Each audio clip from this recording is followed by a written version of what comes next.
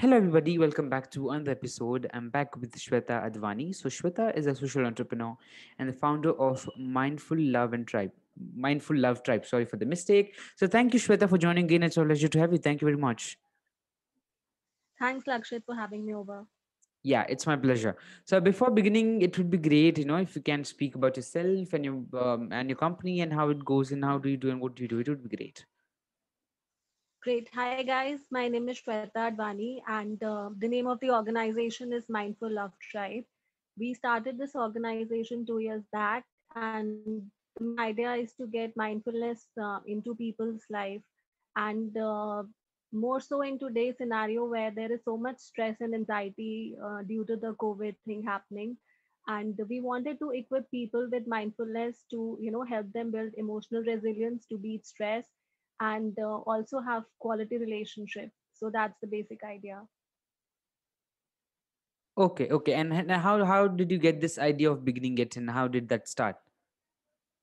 Oh, that's an interesting story actually. So I was vacationing in Andaman in December 2018, and if you know, you don't have phone networks over there. Okay, so Yeah. it was like time we have for ourselves, and I met one guy there, and we had a lot of organic and engaging conversations. So Mhm. when I came back, I contemplated that what was it about these conversations that made them so engaging, and it occurred to me that it was because both of us were present in the moment. So I Yeah. thought that it would be so nice, that we could have this quality of being present in our everyday lives. It would improve the quality of our lives so much. So that's how the journey started. Okay, and how has it been till now? Like how are things going?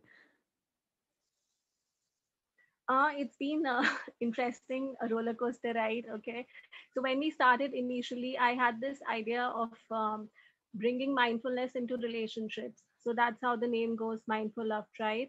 But as we progressed, we realized that mindfulness is something which is not beneficial only for relationships, but it helps to enhance the quality of all areas of our life.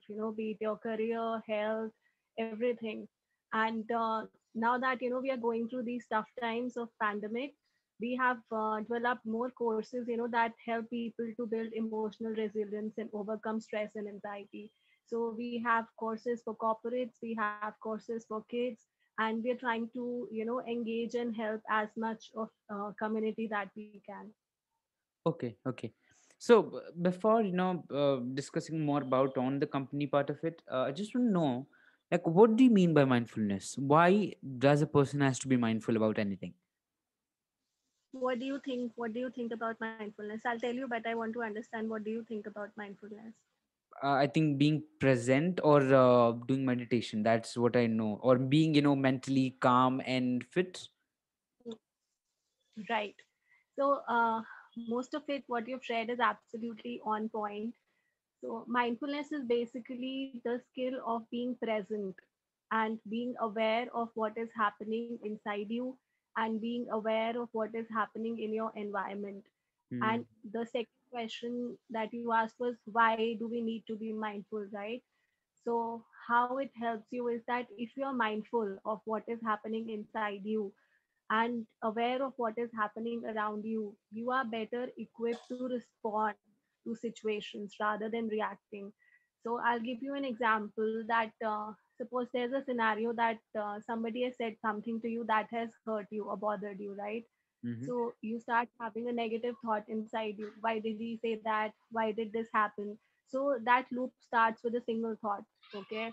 And if you're not mindful, that loop will continue, and that resentment will grow into anger, and one day it will burst out, either on that person or you lash out on somebody else.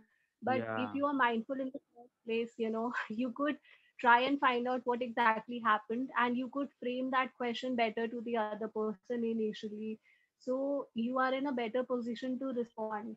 So that is how mindfulness helps you to be aware of what is happening inside you. Like when you start getting angry, there is a certain sensation in your body, like your palms start getting sweaty, your heartbeat increases.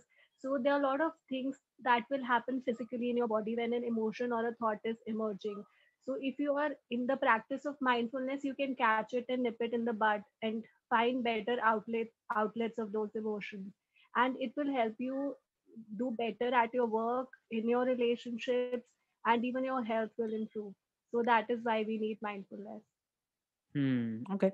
And why do you think things are not every time right with emotional, like emotions, somebody is going through so much pain, he or she doesn't like, he can't express himself, but he's going much of so much of things in him or herself.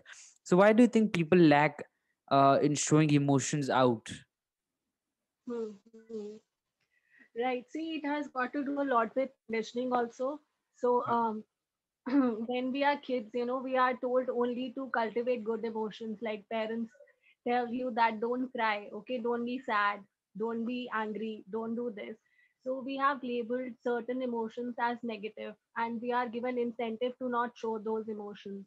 So when we grow up, we try and not show those emotions. So that is how it starts. It is the basic conditioning, but we have to uncondition ourselves and understand that there are no good or bad emotions. Emotions are just a feedback mechanism from your body that is telling you that how you're doing, right? So anger is not a negative emotion, jealousy is not a negative emotion, fear is not a negative emotion. Fear is basically your body's response to Mm-hmm. tell you that you might be in danger, so you better get prepared, right? Similarly, anger is telling you that maybe your boundary is violated or something like that.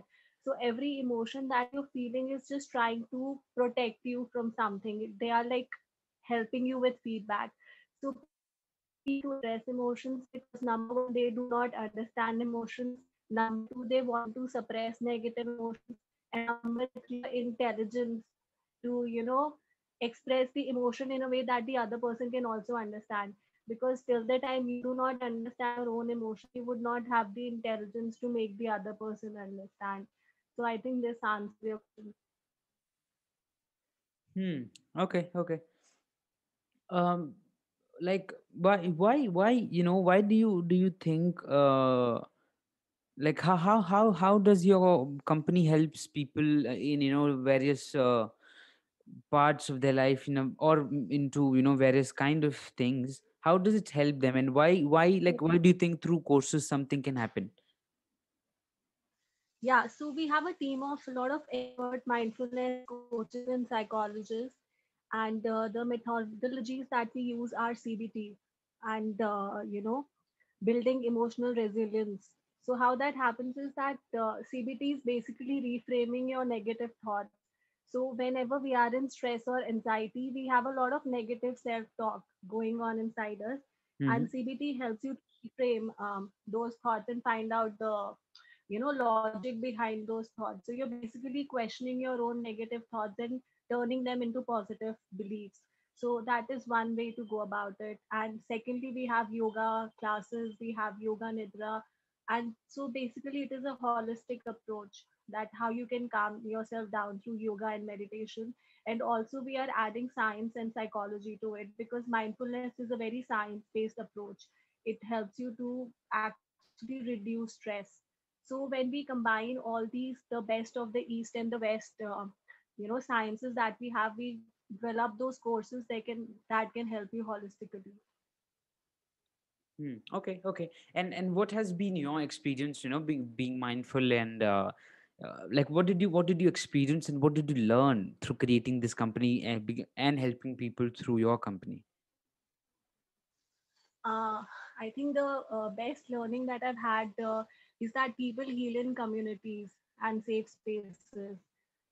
Okay, so the best help or service you can do to somebody is to be a safe listener. Like half the task is done there.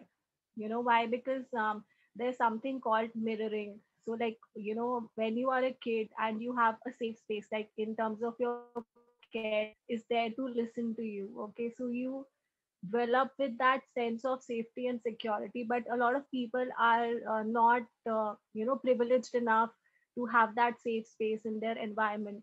They grow up with that sense of insecurity. So whenever in life they get a safe space, that is what psychology is all about. So the major task a counselor does for you is that they provide a safe space to you, like to listen to you. And that is number one, that I've realized that if you provide a safe space to people, then people heal in communities. And secondly is that about human resilience. So everyone has a lot of resilience inside. We just need to kind of hold their hand and show the skills to them to use that resilience. So these are the two major takeaways. Okay, okay, interesting. And like what kind of methodology you use to like to what you say like that, to make these courses, and how are these courses formed and made? So right now everything is happening online. Earlier we used to have offline workshops and events, but due to the pandemic, we have only online courses now. And we curate courses depending on different topics and the needs. Like we have different courses for corporates, which are more into collaborative communication and dealing with stress in the workplace.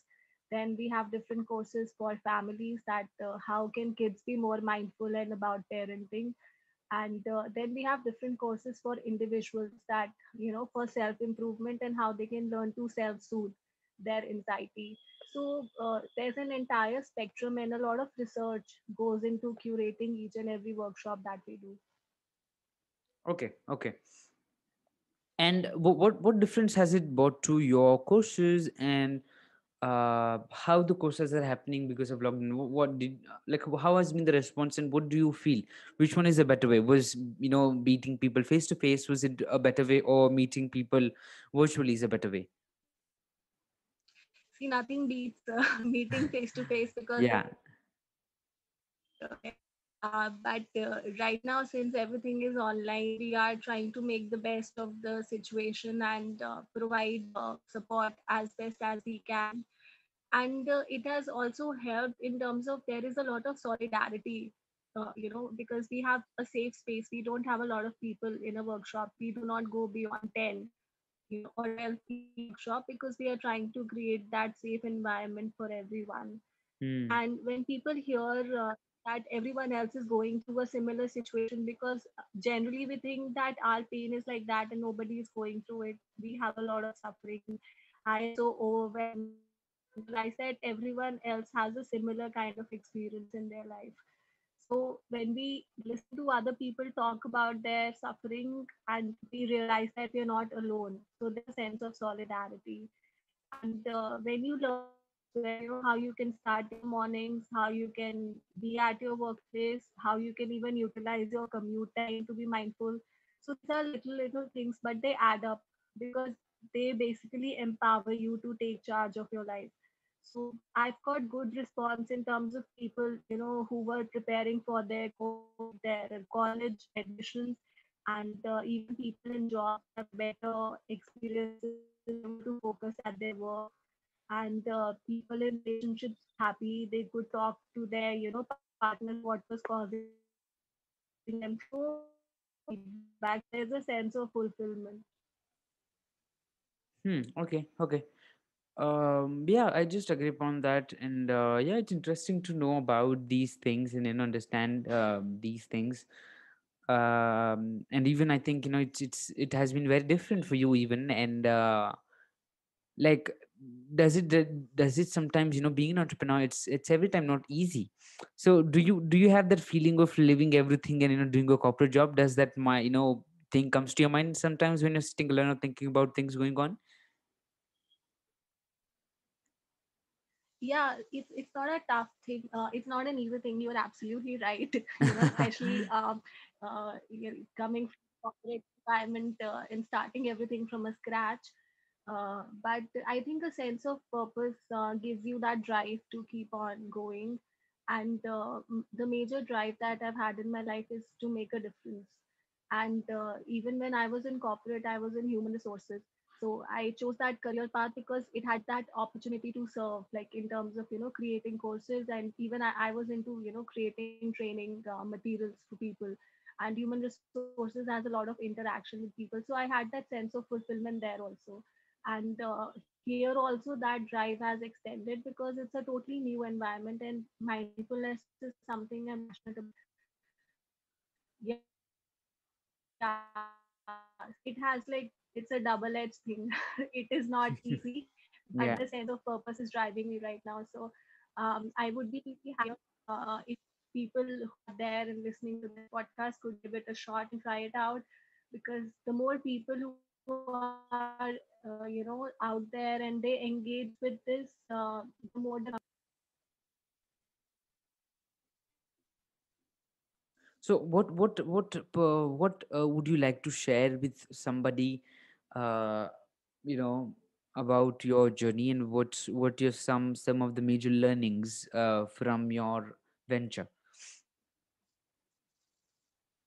um, the major learning that I would like to share is that you should be open enough and contemplative to find out what are your gifts, because everyone has got certain qualities that we uh, kind of bury under the rug. Okay, so if you have something like that, and if you are passionate about something, then you should try and give that to the world outside. It could be as a side hustle, also not necessarily that you have to leave your job and do it like on a full time basis. But if you're passionate about something, be it anything, writing or whatever, that you think is a gift that you can share with the world, you should. Okay. So do you have anything to share with people listening this before ending this up? Would you like to share something? I would like to thank you first of all to My pleasure. kind of give me this opportunity to connect with your community. And I would like to invite them to engage in this beautiful task that we are doing. So we are there on social media, Instagram and Facebook, Mindful Love Tribe. You can check it out there, and experience what the workshops have to offer, and experience the magic of mindfulness in your lives. That's all I would like to share. Okay, okay. So yeah, thank you very much for being here. It was wonderful talking to you and having a conversation with you. Hope you also had a good time. So thank you very much for joining in. Thank you.